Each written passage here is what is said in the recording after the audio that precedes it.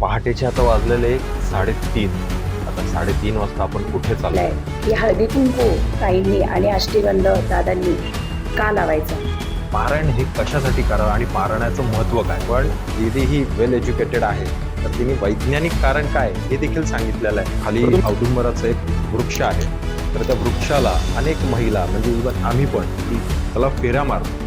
त्या फेऱ्या का मारल्या जातात त्याचं पण मी तर स्वतः म्हणतो की आपला हात ज्योतिषी, भविष्यवाली, देवऋषी, अंधश्रद्धेवाल्यांना दाखवण्यापेक्षा गुरुचरित्र हातात घ्या, निश्चितच तुम्हाला त्याचं फलप्राप्ती झाल्याशिवाय राहणार नाही.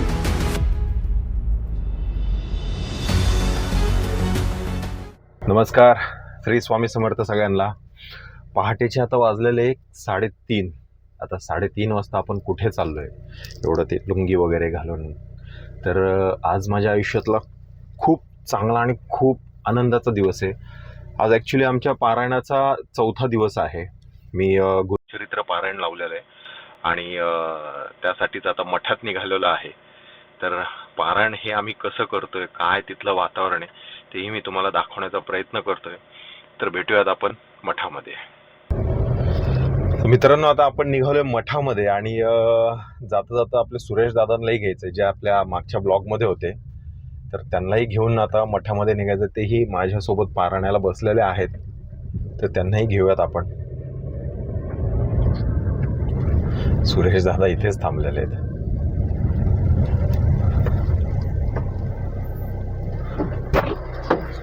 श्री स्वामी समर्थ.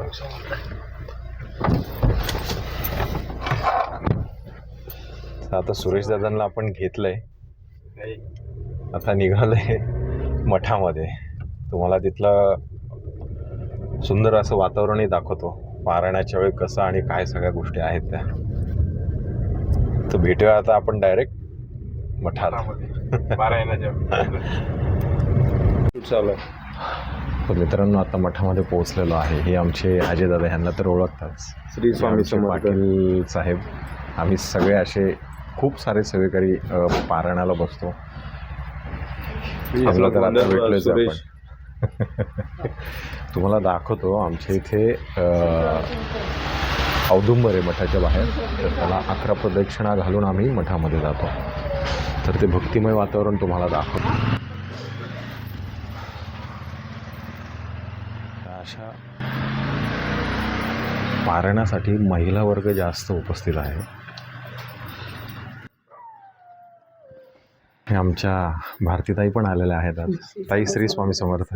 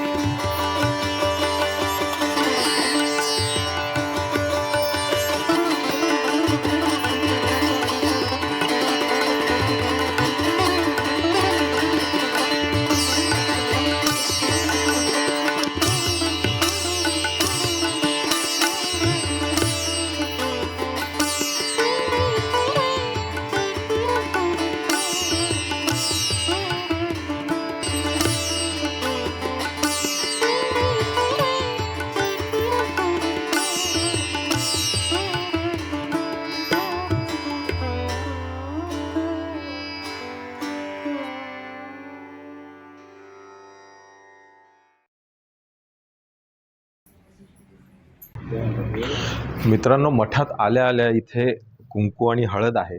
तर मठामध्ये आल्यानंतर ज्यावेळेस आपलं पारायणाला आपण बसण्याआधी महिला वर्ग जो आहे तो कुंकू आणि हळद लावतात आणि पुरुष मंडळी जे आहे तर ते अष्टगंध आणि भस्म लावतात. तर त्याचंही काहीतरी महत्त्व आहे. तर ते महत्त्वही आपण जाणून घेऊयात. आपल्या मठामध्ये पूर्ण मठ व्यवस्थित नियम आणि सगळ्या गोष्टी व्यवस्थित लोकांना समजून सांगण्यासाठी आपल्या भारतीताई आपल्यासोबत आहेत. ताई, श्री स्वामी समर्थ. श्री स्वामी समर्थ दादा. तुम्हाला पण आणि सर्वांना श्री स्वामी समर्थ. दादांनी जो आता मला प्रश्न केला आहे की हळदी कुंकू ताईंनी आणि अष्टगंध दादांनी का लावायचा, तर प्रथमतः हळदी कुंकू म्हणजे महिलांसाठी ते सौभाग्याचं लेणं मानलं जातं. आपल्या समाजामध्ये हळदी कुंकाला फार महत्त्व आहे. हो. कारण बघा, कोणताही कार्यक्रम असू दे किंवा काही असू दे, सर्वप्रथम ताई हळदी कुंकू लावतात आणि दादा अष्टगंध किंवा भस्म लावत असतात बरोबर. किंवा भंडारा लावत असतात. तर आपण तो का लावायचा असतो, तर अष्टगंध जेव्हा दादा लावतात तर जे आपला मानसिक जो ताणतणाव आहे, आता आपण आपल्या औदुंबर छायाचित्र कुंभार मठामध्ये आपल्या आदरणीय गुरुवर्य श्री कुंभार दादा यांच्या समवेत आपण हा गुरुचरित्र पारायण सोहळा ठेवला आपल्या मठामध्ये. तर येणारा जो प्रत्येक सेवेकरी आहे तर येताना त्यांनी अष्टगंध दादांनी का लावायचा, तर आपल्या घरातले जे ताणतणाव किंवा जो मानसिक तणाव जो आहे तर तो आपल्याला तिकडेच त्याचा स्वाहाकार करायचा असतो. अच्छा. आणि आपण जेव्हा इथे पारायणला बसणार तर तो पारायणचं जेव्हा आपण जेव्हा वाचन करणार असतो किंवा पठण करणार असतो तर त्या तणावामध्ये आपल्याला ते वाचन करायचं नसतं, बरोबर. तर त्याच्यासाठी आपल्याला ते अष्टगंध लावायचं का, तर त्याच्याने आपला ताणतणाव सगळा निघून जातो. आणि ताईंनी का लावायचं, तर ते तर आपल्या सौभाग्याचं लेणं आहेच. आणि सौभाग्याचं लेणं आहे आणि आपल्याला आपल्या सौभाग्यासाठी आपल्याला तिथे बसायचं आहे. आणि प्रत्येक ताईला कुंकवाशिवाय शोभा नाही आहे. तर ते जेव्हा कपाळी ताईंच्या असणार तेव्हाच आपण जेव्हा पूजेला बसू शकतो आणि आपली ती पूजा आपण पार पाडू शकतो. म्हणजे हळदी कुंकू आणि त्या ताईंचा देखील तो ताणतणाव आहे तो बाहेर निघून जातो. त्याचप्रमाणे जो काय हळदी कुंकाचं महत्त्व जे आहे ना दादा, खरं तर किंवा अष्टगंधाचं, तर आपला हा देह जो आहे ना, हा देह म्हणजे काय, आपलं शरीर म्हणजे काय, देवच आहे, बरोबर. जर आपण ह्या देवाची पूजा पहिल्यांदा केली नाही तर आपण इथे बसून आपण कसं पारायण पूर्ण करू शकतो. तर त्यासाठी आपल्याला सर्वात आधी कोणत्याही मंदिरात किंवा कोणत्याही पूजेला जर बसायचं असेल तर सर्वात आधी सर्व ताईंना मी विनंती करेल की सर्वांनी हळदी कुंकाचा मान पहिले स्वतःला लावून घ्यायचा. सर्व दादांना विनंती करेल की अष्टगंध पहिले स्वतःला लावायचा, भस्म स्वतःला लावायचा आणि मग प्रत्येक पूजेला सुरुवात करायची असते. खूप छान ताई. म्हणजे व्यवस्थित तुम्ही सगळं का आणि कशासाठी करावं ही खूप सुंदर सांगितलं. तर मित्रांनो, हे महत्त्व आहे. म्हणजे आपल्या शास्त्रामध्ये प्रत्येक छोट्यातल्या छोट्या गोष्टीचं महत्त्व आहे आणि ते अशा प्रकारे असतं. त्यामुळे तुम्ही नक्की कुठल्याही मंदिरामध्ये जावा किंवा काय, तर तुम्ही आवर्जून पहिला स्वतःचा ताण मुक्त करा आणि मग त्या मंदिरात जावा. हे खूप छान ताई. धन्यवाद. श्री स्वामी समर्थ. श्री स्वामी समर्थ. आत्ताच आमचं पारायण वाचून झालेलं आहे. असं भक्तिमय वातावरणामध्ये पारायण वाचण्याची जी मजा असते ना ताई, ती फारच वेगळी. तुम्ही पाहिलं असेल, सकाळी आम्ही मठामध्ये येताना खाली औदुंबराचं एक वृक्ष आहे. तर त्या वृक्षाला अनेक महिला, म्हणजे इवन आम्ही पण, की त्याला फेऱ्या मारतो. त्या फेऱ्या का मारल्या जातात ह्याचं पण काहीतरी महत्त्व आहे. आपल्या शास्त्रामध्ये खूप गोष्टींचं महत्त्व लिहिलेलं आहे. तर आपण त्या फेऱ्या का मारतात हे आज जाणून घेऊयात. आपल्यासोबत आहेत दादांच्या सौ, म्हणजे आमच्याच लाडक्या, सगळ्यांच्या लाडक्या शारदाताई आणि दादांची कन्या, आमची सगळ्यांची लाडकी दीदी. श्री स्वामी समर्थ ताई. श्री स्वामी समर्थ सगळ्यांना. अवधूत चिंतन श्री गुरुदेव दत्त दत्त महाराज की जय. हा, जो आज मला दादांनी प्रश्न केलेला आहे की औदुंबर प्रदक्षिणा का मारायच्या, तर आपण औदुंबर जो आहे खाली, आम्ही सुरुवातीला येतो त्यावेळेस पहिल्यांदा फेऱ्या मारतो. 108 फेऱ्या. काहींना नाही जमलं तर ते 11 किंवा 21 अशा प्रकारे मारू शकतात. पण महत्त्व असं आहे की ज्या वेळेस आपण प्रदक्षिणा मारतो, ज्या शारीरिक काही व्याधी असतात, आपले काही आजार असतात, तर ते निघून जातात त्याच्यामधून. मग त्यांनी जर औदुंबराच्या खाली जर अभ्यास केला तर त्यांची खूप छान प्रगती होती. अच्छा. आणि खूप छान, म्हणजे किती तुम्ही हे करा, सगळं जे काही तुमचे संकट असो ते आपण सर्व काही निघून जातात. म्हणून ते एक असं आहे की प्रथम आल्यानंतर तुम्ही, माझं ते एकच सांगणं आहे की तुम्ही औदुंबराला प्रदक्षिणा मारा, तुमचे सर्व आजार दूर होतील वा, याच्यातून. श्री स्वामी समर्थ ताई, खूप छान छान अशी माहिती दिलेली आहे. आता तुम्हाला असं वाटेल की आम्ही अंधश्रद्धा पसरवतोय, तर हे असं काही नाही आहे. हे आपल्या शास्त्रामध्ये लिहिलेलं आहे. आपल्या पृथ्वी तलावरती प्रत्येक वृक्षाला महत्त्व दिलेलं आहे. जसं औदुंबराला कल्पवृक्ष म्हणतात, कल्पवृक्ष म्हणणं, आणि त्याच्यामध्ये स्वतः दत्त महाराजांचा वास आहे, त्यामुळे ह्या सगळ्या गोष्टी घडतात. तर मित्रांनो, नक्कीच तुमच्या घराजवळ कुठेही औदुंबर असेल तर तुम्ही नक्कीच औदुंबराला प्रदक्षिणा घाला. श्री स्वामी समर्थ. हे तर झालं औदुंबराचं महत्त्व. तर मी तुम्हाला वैज्ञानिकदृष्ट्या सांगते.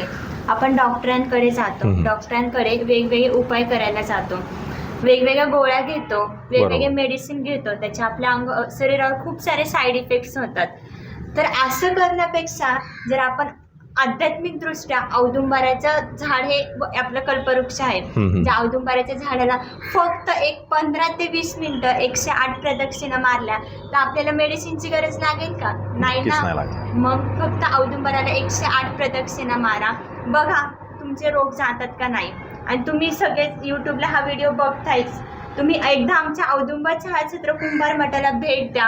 आमच्या औदुंबर छायाचित्र कुंभार मठाला भेट देऊन आमच्या ज्या औदुंबराचे वृक्ष आहे त्याला 108 प्रदक्षिणा मारा, आणि मग काय फरक पडतो ते तुम्ही नक्कीच आमच्या सागरदादांना सांगा आणि मला पण सांगा, आम्हाला कमेंटमध्ये कळवा. आणि नक्कीच आमच्या औदुंबर छायाचित्र कुंभार मठाला भेट द्यायला विसरू नका. बघा तर मग काय रिझल्ट येतं हे तुम्ही कमेंटमध्येही सांगा, सागरदादांनाही सांगा, आणि नक्कीच आमच्या सागरदादांना असेच भरभरून यश मिळू दे, भरभरून त्यांना लाईक, शेअर आणि सबस्क्राईब करा. हीच स्वामींचरणी प्रार्थना. श्री स्वामी समर्थ. खूप छान दीदीने वैज्ञानिक, म्हणजे आपण म्हणतो ना की हे काय तुम्ही जुन्या गोष्टींवरती तुम्ही हे करताय, किंवा पण दीदी ही वेल एज्युकेटेड आहे, तर तिने वैज्ञानिक कारण काय हे देखील सांगितलेलं आहे. तर तुम्ही नक्की एकदा ट्राय करून पहा ना. ट्राय करायला जाते काय, थोडी पैसे जाणार आहेत आपले. ट्राय करा, नक्कीच तुम्हाला अनुभव येईल. आणि अनुभव आले तर जसं दीदीने सांगितलं तसं त्या पद्धतीने तुम्ही कमेंटद्वारे नक्की कळवा. श्री स्वामी समर्थ. दादा श्री स्वामी श्री समर्थ. स्वामी समर्थ. आता गेले 4 दिवस झाले आपल्या मठामध्ये आपण पारायण लावलेलं आहे, आणि सुंदर असं भावनिक वातावरणामध्ये सगळे आपले भाविक येतात. 3:30 वाजल्यापासून आपल्या पारायणाला सुरुवात होते. पण दादा माझा एक असा प्रश्न होता की पारायण हे कशासाठी करावं आणि पारायणाचं महत्त्व काय? सगळ्यांना श्री स्वामी समर्थ. गुरुर्ब्रह्मा गुरुर्विष्णू गुरुर्देव महेश्वरा, गुरुर साक्षात परब्रह्म तस्मै श्री गुरवे नमः. श्री स्वामी समर्थ. गुरुचरित्र पारायणाला का बसावे हाच तुमचा प्रश्न. हो. तर गुरुचरित्र पारायणाला का बसावे, कारण आपल्या जीवनात खूप संकट आहेत. जसं आपण ताप, खोकला, सर्दी आली तर आपण डॉक्टरकडे जातो. तसंच आपले काही जीवनातली काही संकट असतात की ती संकट दूर करण्यासाठी एकमेव पर्याय म्हणजे गुरुचरित्र. मी तर स्वतः म्हणतो की आपला हात ज्योतिषी, भविष्यवाली, देवऋषी, अंधश्रद्धेवाल्यांना दाखवण्यापेक्षा गुरुचरित्र हातात घ्या. निश्चितच तुम्हाला त्याचं फलप्राप्ती झाल्याशिवाय राहणार नाही. गुरुचरित्र हा एवढा महान ग्रंथ आहे की जसे दत्त महाराजांच्या जवळ 4 श्वान म्हणजे 4 वेद आहे, तसा गुरुचरित्र हा 5वा वेद आहे. खूप मोठा महान ग्रंथ आहे. तुमची कोणतीही अडचण असू द्या, मग ती शिक्षणाची असू द्या, विवाहाची अडचण असू द्या, किंवा आजाराची अडचण असू द्या, किंवा कर्जबाजाराची अडचण असू द्या, त्या अडचणीचा पर्याय म्हणजे गुरुचरित्र. गुरुचरित्र वाचल्याने प्रत्येक अध्यायामध्ये ज्या काही लीला आहेत त्या लीला वाचताना, नृसिंह सरस्वती महाराजांच्या लीला वाचताना त्याच्यातून जी प्रचिती, प्रत्येक अध्यायामध्ये जी प्रचिती जी, जसं 18व्या अध्यायामध्ये एक 18व्या अध्यायामध्ये अध्याय असा आहे की गरीब ब्राह्मणांच्या घरी नृसिंह सरस्वती गेले असता, तर नृसिंह सरस्वती महाराजांनी त्यांना जेवण मागितले असता ब्राह्मणाकडे जेवण द्यायला नव्हते. ब्राह्मण त्यांच्या दारामध्ये जो घेवड्याचा वेल असतो, तो या घेवड्याचा शेंगाच ब्राह्मण रोज खायचे. नृसिंह सरस्वती महाराज तिथं गेल्यानंतर त्यांना ब्राह्मणांनी जेवण मागितलं, पण ब्राह्मण जेवण देऊ शकले नाही. तर ब्राह्मणाने रागाने तो घेवड्याचा वेल उपटला. वेल उपटल्यानंतर ब्राह्मणाला जीवनाचा पर्याय म्हणजे घेवड्याची शेंगच होती. महाराजांना त्यांनी विचारलं की आज तुम्ही हा वेल उपटल्यानंतर आम्ही जगायचं कसं? तर नृसिंह सरस्वती महाराजांनी सांगितलं की हे ब्राह्मणा, तू इथे खड्डा खंद आणि परत झाड लाव. आणि ते निघून गेले. ते निघून गेल्यानंतर ते झाड जिथं लावायला खड्डा खणला गेला तिथं धनाचा हांडा सापडला. हे 18व्या अध्यायाचं महत्त्व आहे. मला सांगण्याचं तात्पर्य हेच की 18व्या अध्यायामध्ये धनाचा लाभ झाला आहे. जर 18वा अध्याय ज्या लोकांना संकट वगैरे आहेत त्यांनी जर तो अध्याय वाचला निश्चितच त्यांचं संकट दूर होतं. गुरुचरित्र पारायणाचं महत्त्व हे आपल्या आयुष्यातले काम, क्रोध, माया, मत्सर, षडरिंपू हे सर्व आपल्या मनातून निघून जातं आणि आपलं मन, आपला ध्येय हा स्वच्छ पवित्र होऊन जातो आणि ध्येयाला, ह्या पूर्ण शरीराला मुक्तीचा मार्गही चालू होतो. आणि नक्कीच गुरुचरित्र पारायण जो वाचेल त्याला नक्कीच स्वर्गाचं दार उघडं राहतं. वा, श्री स्वामी. खूप छान. आणि दादा हे म्हणजे प्रत्येकाच्या नशिबी असतं की कसं काय? म्हणजे पारायण नाही. करणं सोपी गोष्ट नाहीये. जसं आपण गिरनार पर्वताला गेल्यानंतर गिरनार पर्वताला जाणं दत्त महाराजांचं मूळ स्थान. तिथं गेल्यानंतर सुद्धा हजारो सेवेकरी पर्वताला जाण्यासाठी येतात आणि 400 सेवेकरी वर जातात, 600 माघारी येतात. का? तर त्यांचं पुण्य, त्यांचं पुण्य तिथं कामी येतं. तसं गुरुचरित्र पारायणाला सुद्धा हजारो वर्षाचं पुण्य लागतं. ते पुण्य फलित जर असेल तरच आपल्याला गुरुचरित्र वाचायला महाराज परवानगी देतात. अच्छा, असं कोणाचंही भाग्य नाही की मी उठलोय आणि गुरुचरित्र पारायणाला बसलो, असं होऊ शकत नाही. त्या बाबतीत मी भाग्यवान स्वतःला समजेल. कारण मित्रांनो, माझं ह्या 10 तारखेला माझं एक शूट होतं. मला दादांनी विचारलं होतं की तू बसणार आहेस का? मी म्हटलं दादा बसायची इच्छा तर आहे, पण 10 ते 15 ह्या 5 दिवसामध्ये माझं एक शूट लागलं होतं. पण महाराजांकडे फक्त हात जोडून एकदा विनवणी केली की माझी इच्छा आहे, तुम्ही पाहून घ्या. तर तुम्हा सगळ्यांना खोटं वाटेल, मला त्याच दुसऱ्या दिवशी, म्हणजे ज्या दिवशी आमचं बोलणं झालं त्याच्या दुसऱ्या दिवशी मला आमच्या डिरेक्टरांचा फोन आला की सागर आपण जानेवारीमध्ये शूट करतोय, डिसेंबरमध्ये काही लोकेशनचे इश्यू झाल्यामुळे दादा मी आज ह्या पारायणाला बसू शकलो. मग मी खरंच म्हणजे मी भाग्यवान समजेल स्वतःला. निश्चितच तुम्ही जे पारायणाला बसल्यानंतर जे काही संकल्प तुम्ही केलेत निश्चितच ते पूर्ण होतील. नक्कीच. आणि नक्कीच महाराजांना मीही प्रार्थना करतो, जे सागरदादांनी पारायणासाठी जो संकल्प केला आहे तो निश्चित पूर्ण हो, ही स्वामीचरणी प्रार्थना. आणि तुमचं पूर्ण जे गुरुचरित्र लावलंय ते संपूर्ण कोणत्याही कारणावस्तव बंद न पडता संपूर्ण पूर्ण हो, ही स्वामीचरणी प्रार्थना. श्री स्वामी समर्थ. श्री स्वामी समर्थ. महाराजांचं ब्रीद वाक्यच आहे, भिवू नकोस, मी तुझ्या पाठीशी आहे. त्यामुळं पारायणामध्ये काही अडचण येणं हे अशक्यच आहे. श्री स्वामी समर्थ दादा. श्री स्वामी. दादांनी सुंदर अशी आपल्याला पारायणाबद्दलची माहिती आणि महत्त्व दिलेलं आहे. तर मित्रांनो, प्रयत्न करा की तुम्ही नक्कीच पुढच्या वेळी ज्यावेळेस दादा ह्याचं काय पारायणाचं काय काळ असतो की कसं काय? पारायणाचा काळ दत्त जयंतीच्या वेळेस, दत्त जयंतीच्या आधी जर 8 दिवस पारायण लावलं तर भाग्य असं असतं की ह्या काळात दत्त महाराजांचं पूर्णपणे वास्तव्य असतं. दत्त जयंतीपर्यंत, पौर्णिमापर्यंत ह्या काळामध्ये जर पारायण केलं तर आपली 11 पारायणं करायचं भाग्य आपल्याला लाभतं. पारायणा काळाची काही वेळ वगैरे नसते. मी तर स्वतः सांगतो, मन असतं पवित्र, कधीही वाचा गुरुचरित्र. वा, खूप खूप छान. म्हणजे पहा, जर तुमची इच्छा असेल तर तुम्ही तुमच्या जवळच्या केंद्रामध्ये किंवा दत्तगुरूंच्या मंदिरामध्ये जाऊन तुम्ही एक संकल्प करायचा असतो दादा. संकल्प करायचा असतो. तर संकल्प करून तुम्ही कधीही करू शकता, पण दत्त जयंतीच्या आधी का करावं ह्याचं महत्त्वही दादांनी आता आपल्याला सांगितलेलं आहे. तर अशीच तुमच्याकडूनही सेवा घडो ही स्वामी चरणी आणि दत्तगुरु चरणी मी प्रार्थना करतो. श्री स्वामी समर्थ. श्री स्वामी.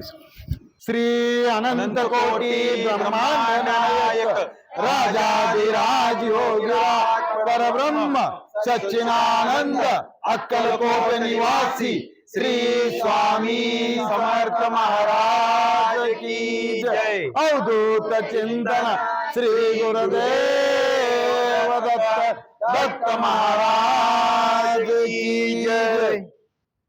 तर मित्रांनो, छानपैकी अशी आपल्याला पारायणाचं महत्त्व, औदुंबराची प्रदक्षिणा ह्याचं महत्त्व, हळदी कुंकू आणि अष्टगंध ह्याचं महत्त्व खूप सुंदर अशी या मठातून आपल्याला माहिती मिळालेली आहे. तर हा व्हिडिओ तुम्हाला कसा वाटला, ही माहिती कशी वाटली हे कमेंट्सद्वारे नक्की कळवा. आणि असाच व्हिडिओ पाहण्यासाठी आपला सफर की कहानिया हा चॅनल सबस्क्राईब करायला विसरू नका. शेअर नक्की करा आणि हा व्हिडिओ कसा वाटला हे आवर्जून कमेंट्समध्ये नक्की सांगा.